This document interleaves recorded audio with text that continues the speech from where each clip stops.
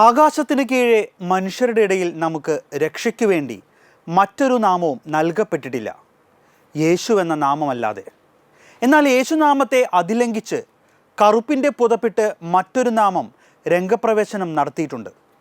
ഇപ്പോൾ മലയാളികൾക്കിടയിൽ ഒളിഞ്ഞും തെളിഞ്ഞും കടന്നു പോകുന്ന നാമമാണ് ലൂസിഫർ. സത്യത്തിൽ ആരാണ് ഈ ലൂസിഫർ? ലൂസിഫർ എവിടെ നിന്ന് വന്നു? ഇപ്പോൾ ലൂസിഫർ എവിടെയാണ്? 2019 ലൂസിഫർ എന്ന സിനിമ വന്നപ്പോഴോ ഇപ്പോൾ ഇറങ്ങിയ എമ്പുരാൻ വന്നപ്പോഴോ അല്ല ഈ പേര് കേൾക്കാൻ തുടങ്ങിയത്. ക്രിസ്ത്യാനികൾക്ക് ഈ പേര് പണ്ടേ പരിചിതമാണ്. പക്ഷേ ക്രിസ്ത്യാനികൾ അധികം ഉച്ചരിക്കാത്ത അല്ലെങ്കിൽ ഉച്ചരിക്കാൻ മടിക്കുന്ന ഈ നാമം ഇന്നെല്ലാ നാവുകളിലും ഇപ്പോൾ ഉച്ചരിക്കപ്പെടുകയാണ്. ശുഭ്രവർണ്ണത്തെ സ്നേഹിച്ച മനുഷ്യർ ഇന്ന് ഇരുട്ടിൻ്റെ നിറക്കൂട്ടിലേക്ക് തള്ളപ്പെട്ടുകൊണ്ടിരിക്കുന്നു. തമ്പുരാനെ എന്ന് വിളിക്കേണ്ട നാവുകളിൽ ഇന്ന് എമ്പുരാനെ എന്ന് ഈണത്തിൻ്റെ ശ്രുതിയാണ് ഉയരുന്നത്. ഒപ്പം ലൂസിഫറിനെ പുകഴ്ത്തുന്ന ജൈവിളികളും. സാത്താനാണ് ലൂസിഫർ എന്ന് എല്ലാവർക്കും അറിയാം. പിന്നെ എന്തുകൊണ്ട് സിനിമയിലെ നായകന് ഈ പേര് കൊടുത്തു? ഒപ്പം താൻ തന്നെ കറുത്ത മാലാഖയാണെന്ന് സ്വയം വിശേഷിപ്പിക്കുന്നുമുണ്ട്. ശരിക്കും സാത്താനാണോ ലൂസിഫർ, അതോ മാലാഖയാണോ? ക്രൈസ്തവരുടെയിൽ മാത്രം ഒതുങ്ങി നിന്ന ഈ പേരെങ്ങനെ പുറത്തു വന്നു? സാത്താനെക്കുറിച്ച് പറയുമ്പോൾ ലൂസിഫറാണ് സാത്താൻ എന്ന് പലവരും ക്രിസ്ത്യാനികൾ കേട്ടിട്ടുണ്ട്. എന്നാൽ മലയാള ബൈബിൾ അരിച്ചുപറക്കി വായിച്ചാലും ലൂസിഫർ എന്ന പേര് മലയാളികൾക്ക് കാണാനാവില്ല. അപ്പോൾ ഈ പേര് എവിടെ നിന്ന് വന്നു എന്നല്ലേ പറയാം. ബൈബിളിൽ പലയിടങ്ങളിലും നമ്മൾ മാലാഖമാരെ കണ്ടിട്ടുണ്ട്. മാലാഖമാരെ ദൈവിക ഗണങ്ങളുടെ വൈയക്ത രൂപങ്ങളായി ചിത്രീകരിക്കപ്പെടുന്ന സാങ്കല്പിക പ്രതിഭാസങ്ങളായി വ്യാഖ്യാനിക്കുന്നുമുണ്ട്. ബാബിലോണിയൻ പേർഷ്യൻ പാരമ്പര്യങ്ങളിൽ നിന്ന് ബൈബിളിൽ കടന്നുകൂടിയ ഐതിഹ്യ കഥാപാത്രങ്ങളായി മാലാഖമാരെ വ്യാഖ്യാനിക്കുന്നവരുമുണ്ട്. എന്നാൽ ഇത്തരം വ്യാഖ്യാനങ്ങളെയെല്ലാം നിരാകരിച്ചുകൊണ്ട് 4-ാം ലാറ്ററൽ സൂനഹദോസ് മാലാഖമാരുടെ അസ്തിത്വം ക്രൈസ്തവ വിശ്വാസ സത്യത്തിൻ്റെ ഭാഗമാണെന്ന് പ്രഖ്യാപിച്ചു. സമയത്തിൻ്റെ ആരംഭത്തിൽ ദൈവം ഭൗതിക ലോകത്തോടൊപ്പം അരൂപികളായ മാലാഖമാരെയും സൃഷ്ടിച്ചു എന്നായിരുന്നു സൂനഹദോസിൻ്റെ പ്രബോധനം. ദൃശ്യവും അദൃശ്യവുമായ സകലത്തിൻ്റെയും സൃഷ്ടാവായ എന്ന വിശ്വാസ പ്രമാണ പ്രമേയവും ഇതേ സത്യം തന്നെയാണ് വെളിപ്പെടുത്തുന്നത്. ദൃശ്യമായ ഈ ലോകത്തോടൊപ്പം അദൃശ്യരും അരൂപികളുമായ മാലാഖമാരെയും ദൈവം സൃഷ്ടിച്ചു എന്നാണ് ഈ വിശ്വാസ പ്രഖ്യാപനം അർത്ഥമാക്കുന്നത്. മാലാഖമാരുടെ അസ്തിത്വത്തെക്കുറിച്ച് വിശുദ്ധ ഗ്രന്ഥത്തിലുടനീളം തെളിവുകളുമുണ്ട്. ദൈവത്തിൻ്റെ സന്ദേശവാഹകരായി മാലാഖമാർ വരുന്നതിനെക്കുറിച്ചുള്ള നൂറുകണക്കിന് വിവരങ്ങൾ ബൈബിളിലുണ്ട്. മാലാഖ എന്ന പദം അവരുടെ പ്രകൃതിയെയല്ല ദൗത്യത്തെയാണ് സൂചിപ്പിക്കുന്നതെന്ന വിശുദ്ധ അഗസ്റ്റീനോസിൻ്റെ നിരീക്ഷണം തികച്ചും ശരിയാണ്. കാരണം മലാഖ് എന്ന ഹീബ്രു ക്രിയയ്ക്ക് അയക്കപ്പെടുക, അറിയിക്കുക എന്നൊക്കെയാണ് അർത്ഥം. സ്വഭാവത്താൽ അരൂപികളായ അവർ ദൈവത്തിൻ്റെ മുഖം സദാ ദർശിക്കുന്നവരും ദൈവഹിതം നിറവേറ്റാൻ സന്നദ്ധരുമാണ്.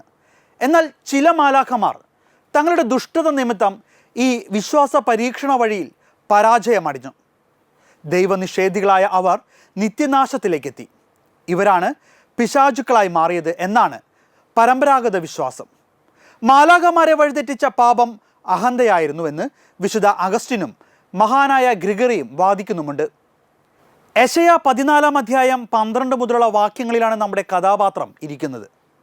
വചനത്തിൽ ഇങ്ങനെയാണ്: ഉഷസിൻ്റെ പുത്രനായ പ്രഭാത നക്ഷത്രമേ, നീ എങ്ങനെ ആകാശത്ത് നിന്ന് വീണു? ജനതകളെ കീഴടക്കിയിരിക്കുന്ന നിന്നെ എങ്ങനെ തറയിൽ വെട്ടിവീഴ്ത്തി? ഇവിടെ ലൂസിഫർ എന്ന പേര് നമ്മൾ കാണുന്നില്ല. പക്ഷേ ആകാശത്ത് നിന്ന് താഴെ വീണ മാലാഖ ലൂസിഫർ ആണെന്നാണ് നമ്മൾ പറയുന്നത്. ഉഷസിൻ്റെ പുത്രനായ പ്രഭാത നക്ഷത്രത്തെ എങ്ങനെയാണ് ലൂസിഫർ എന്ന് വിളിക്കുക? ബൈബിളിൽ കാണാത്ത ഈ പേര് എവിടെ നിന്ന് വന്നു? 4-ാം നൂറ്റാണ്ടിൽ ജീവിച്ചിരുന്ന വിശുദ്ധ ജെറോം ബൈബിൾ ഗ്രീക്കിലേക്ക് വിവർത്തനം ചെയ്തപ്പോൾ മോർണിംഗ് സ്റ്റാർ എന്ന മാലാഖയുടെ ഇംഗ്ലീഷ് നാമം ലൂസിഫർ എന്നായി. സത്യത്തിൽ ലൂസിഫർ എന്ന് പറയുന്നത് ഗ്രീക്ക് വേർഡാണ്. ലൂസിഫർ എന്നത് കേൾക്കുമ്പോൾ തന്നെ ഒരു പേരായി തോന്നുന്നത് കൊണ്ടും എളുപ്പത്തിൽ പറയാൻ കഴിയുന്നത് കൊണ്ടുമാണ് എല്ലാവരും ആ നാമം ഉപയോഗിക്കുന്നത്. ലൂസിഫർ മാലാഖ വൃന്ദങ്ങളുടെ തലവനായിരുന്നു. സ്വർഗത്തിലെ ഗായക സംഘത്തിൻ്റെ നേതാവും ഉന്നതനായ ദൈവത്തെ ആരാധിക്കുന്ന മാലാഖയുമായിരുന്നു. അഹന്തയും അഹങ്കാരവും സ്വയം ദൈവമാണെന്ന ചിന്തയുമാണ് സ്വർഗത്തിൽ നിന്ന് മാലാഖ പുറത്താക്കപ്പെടാൻ കാരണം. അങ്ങനെ വഴിതെറ്റിയ മാലാഖമാരുടെ നേതാവായി ലൂസിഫർ മാറി. സ്വർഗത്തിൽ നിന്നും മാലാഖ വന്നു വീണത് നരകത്തിലാണ്. പിശാചുകൾക്ക് ലഭിച്ച ഈ ശിക്ഷ നിത്യമായിരുന്നുവെന്ന് വിശുദ്ധ ഗ്രന്ഥവും സഭാപാരമ്പര്യവും പഠിപ്പിക്കുന്നുമുണ്ട്.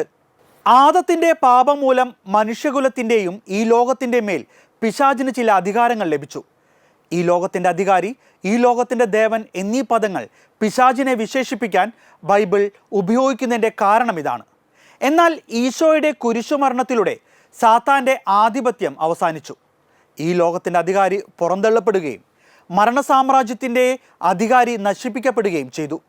എന്നാൽ ഈ കാലഘട്ടത്തിൽ വീണ്ടും നശിപ്പിക്കപ്പെട്ടവൻ്റെ നാമം നാം കേൾക്കുകയാണ്. എമ്പുരാൻ എന്ന സിനിമയിൽ ലൂസിഫറിനെ മഹത്വപ്പെടുത്തുന്നതായി നാം കാണുന്നുമുണ്ട്. അതിൽ ലൂസിഫറിൻ്റെ സ്ഥാനം പിതാവിൻ്റെയും പുത്രൻ്റെയും ഇടയിൽ വിരിഞ്ഞ പൂവായാണ് പറയുന്നത്. സ്വർഗത്തിൽ നിന്നും എന്നേക്കുമായി പുറന്തള്ളപ്പെട്ട സാത്താൻ എങ്ങനെ പിതാവിൻ്റെയും പുത്രൻ്റെയും ഇടയിൽ വരുന്നു? ഈ ലോകത്തിൽ ദൈവത്തിന് സാത്താനെ കൊണ്ട് ആവശ്യമുണ്ടെന്ന് വരുത്തി തീർക്കുന്ന ഡയലോഗുകൾ ക്രൈസ്തവരെ സാത്താനിലേക്ക് അടുപ്പിക്കാനുള്ള തന്ത്രത്തിൻ്റെ വാക്ചരടാണ്. ബൈബിളിലെ വചനങ്ങളും ക്രൈസ്തവരുടെ രക്ഷയുടെ അടയാളമായ കുരിശിനെ പാതി വെട്ടിമുറിച്ച് ലൂസിഫറിൻ്റെ ആദ്യ അക്ഷരമായ എല്ലിനെ രൂപപ്പെടുത്തിയെടുത്തതും മറ്റൊരു സാത്താൻ്റെ കളി തന്നെ. ദൈവപുത്രൻ തന്നെ തെറ്റു ചെയ്യുമ്പോൾ ചെകുത്താൻ തന്നെ അവരെ സഹായിക്കേണ്ടി വരുമെന്നാണ് സിനിമയിലെ ലൂസിഫറിനെ പ്രതിനിധീകരിക്കുന്ന കഥാപാത്രം പറയുന്നത്. ദൈവപുത്രൻ തെറ്റ് ചെയ്യില്ലെന്ന് നമുക്കറിയാം. പക്ഷെ ദൈവപുത്രന് തെറ്റുപറ്റും. ദൈവം സാത്താൻ്റെ സഹായം തേടുമെന്ന് അതിമോഹിക്കുന്ന ലൂസിഫറിൻ്റെ വൃഥാസ്വപ്നത്തെയാണ് ഇവിടെ കാണുന്നത്. തിന്മയെ നന്മ കൊണ്ട് ജയിക്കണമെന്ന് പഠിപ്പിച്ച ദൈവപുത്രനായ ഈശോ നന്മ കൊണ്ട് തന്നെയാണ് ലോകത്തെ രക്ഷിച്ചത്. പാപത്തിൽ നിന്നും നമ്മെ വീണ്ടെടുത്ത ആ യേശുവിൻ്റെ നാമത്തിനെതിരെയാണ് സാത്താൻ്റെ പോരാട്ടം. അതിനവൻ കൂട്ടുപിടിക്കുന്നത് ഇന്നത്തെ സമൂഹത്തെ സ്വാധീനിക്കാൻ കഴിയുന്ന സിനിമ എന്ന മാധ്യമത്തെ. അതുകൊണ്ട് തന്നെ ഓരോ ക്രൈസ്തവനും ജാഗ്രതയോടെ ഇരിക്കണം.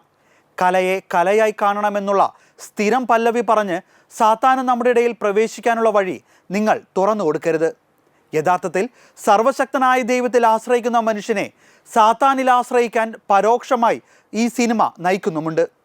സാത്താനും രക്ഷിക്കാനാകും, അവൻ നല്ലവനാണെന്നെല്ലാം ഒരു മിഥ്യാധാരണ ഈ ചിത്രത്തിലെ നായിക കഥാപാത്രത്തിൻ്റെ വാക്കുകളിലൂടെ ഒരു സമൂഹത്തെ തന്നെ തെറ്റിദ്ധരിപ്പിച്ച് നശിപ്പിക്കുക എന്ന ലക്ഷ്യവും ഇവർക്കുണ്ടോ എന്ന് സംശയിക്കേണ്ടിയിരിക്കുന്നു. കൂടാതെ സാത്താൻ ആരാധനയിലേക്കെല്ലാം നമ്മുടെ കുട്ടികളെയും യുവജനങ്ങളെയും എല്ലാം എത്തിക്കാൻ ഇതുപോലുള്ള സിനിമകൾക്ക് സാധിക്കും. അതിനാൽ തന്നെ നമ്മൾ ക്രൈസ്തവർ ജാഗ്രതയോടെ ആയിരിക്കുക. കാരണം നിങ്ങളുടെ ശത്രുവായ പിശാച് അലറുന്ന സിംഹത്തെ പോലെ ആരെ വിഴുങ്ങണമെന്ന് അന്വേഷിച്ചുകൊണ്ട് ചുറ്റി നടക്കുകയാണ്. അതിനാൽ വിശ്വാസത്തിൽ ഉറച്ചു നിന്നുകൊണ്ട് അവനെ എതിർക്കുവാൻ ദൈവവചനമാകുന്ന പടവാൾ നാം എടുക്കണം. ലൂസിഫർ ഒരിക്കലും ലോകം വാഴില്ല. ഇരുട്ടിനൊരിക്കലും പ്രകാശത്തെ കീഴടക്കാൻ കഴിയില്ല. കറുത്ത മാലാഖ ദൈവത്തിൻ്റെ ശിക്ഷയുടെ പ്രതീകമാണ്. ആ മാലാഖയ്ക്ക് ഇനി സ്ഥാനമില്ല. എമ്പുരാനല്ല, തമ്പുരാനാണ് വിജയിക്കുക. ലൂസിഫറിൻ്റെ നാമമല്ല, യേശു എന്ന നാമമാണ് രക്ഷാനാമം.